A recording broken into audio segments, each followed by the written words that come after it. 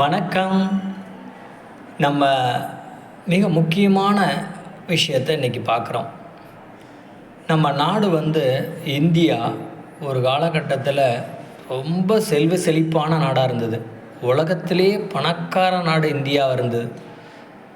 உலகத்திலே ஆரோக்கியம் அதிகம் வலிமையான பலசாலிகள் இருந்த நாடு இந்தியாவாக இருந்தது. உறவு முறைகள் பக்காவாக நல்ல இருந்த நாடு உலகத்திலே இந்தியாவாக இருந்தது. ஞானம், ஒருத்தன் எப்படி பிறவியை பெருங்கடலை கடக்கணுங்கிற அந்த வித்தையை சொல்லி கொடுக்குற குரு இருக்கக்கூடிய நாடாக உலகத்திலே தலை சிறந்து இருந்தது. ரிஷிகள், முனிவர்கள், யோகிகள் பலரும் நிரம்பிய ஒரு தேசமாக உலகத்துக்கே ஒரு குருவாக இருந்தது இந்தியா. அப்படிப்பட்ட நாடு தான். வெறும் இப்போ ஒரு 200-250 வருஷத்துக்கு முன்னாடி அப்படி இருந்தது. அந்த சுவடுகளே அழிச்சிட்டாங்க இல்லாமல். அப்படின்னா என்னன்னு அப்படி இருந்துதான்னு ஆச்சரியப்படுவாங்க. சரிங்களா? அதனால தான் இந்த செல்வ செழிப்பாக ரொம்ப அற்புதமாக அந்த நாட்டை பார்த்துட்டு தான் வெள்ளையன் உலகத்திலே இந்த நாட்டில் இவ்வளோ செல்வம் இருக்குதே, இவ்வளோ ஆரோக்கியமாக இருக்காங்களே, இவ்வளோ ஞானிகள் இருக்காங்களே, மக்கள் எப்பவும் சந்தோஷமாக ஆனந்தமாக இருக்காங்களே, நிம்மதியாக இருக்காங்களே, என்ன இந்த நாட்டில் ஸ்பெஷல்னு தான் அவன் இங்கே பல ஆண்டுகள் கொள்ளையடிச்சிருக்கான். 150 வருஷம் 100 வருஷம் ஒரு நாட்டில் கொள்ளடிக்கிறான்னா அப்போ எவ்வளோ செல்வம் இந்த நாட்டில் இருந்திருக்குன்னு பாருங்கள். சரிங்களா? அவன் உலக நாடுகள் முழுவதும் வெளிநாட்டுக்காரன் பார்க்கும் பொழுது இந்தியாவுக்கு தொழில் தொடங்கிறதுக்காக வந்திருக்கான்.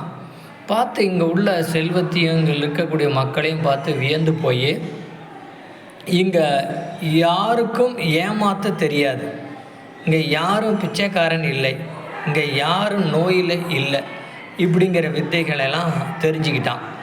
பார்த்த பிறகு சரி இதுதான் நமக்கு தொழில் பண்ண சரியான இடம்னு இங்கே தொழில் பண்ணுற மாதிரி நிறைய தங்கம், வைரம், வைடூரியம் எல்லாம் திருடிக்கிட்டு அவன் நாட்டுக்கு போகிறான், கொள்ளையடிக்கிறான் வெள்ளையன்.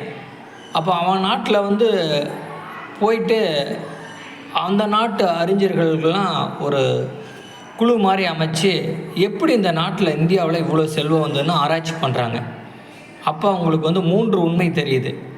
இந்தியாவுடைய ஆன்மீகம், 2வது பாயிண்ட் குருகுல கல்வி, 3வது ஒற்றுமை. இந்த 3 தான் இந்தியாவுடைய பலங்கிறத கண்டுபிடிச்சான்.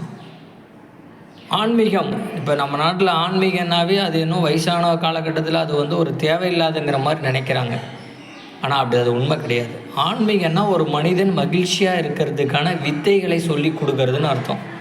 நம்ம ஆன்மாவை பிறவியை முடிக்கிறதுக்கு என்னென்ன செய்யணுங்கிற ஒரு கலையை கற்றுக் கொடுக்கறதுன்னு அர்த்தம். ஆன்மீகம்னா ஒருத்தன் சந்தோஷமாக இருக்கிறதுக்கான விஷயங்களை விஞ்ஞானபூர்வமாக, அறிவியல் பூர்வமாக, எளிமையாக எல்லாருக்கும் புரியறதுக்காக நம் முன்னோர்கள் சொல்லப்பட்ட ஒரு அற்புத விஷயந்தான் ஆன்மீகம்.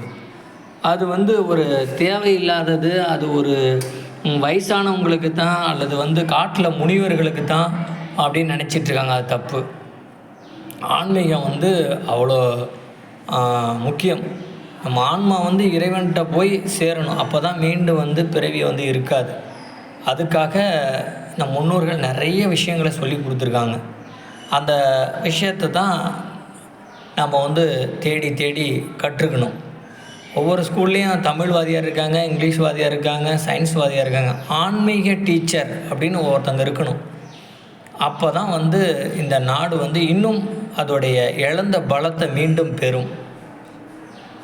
அப்போ இந்த முன்னோர்கள் இப்படிலாம் பண்ணதுனால இந்தியா மிக தலை சிறந்த நாடாக இருந்தது.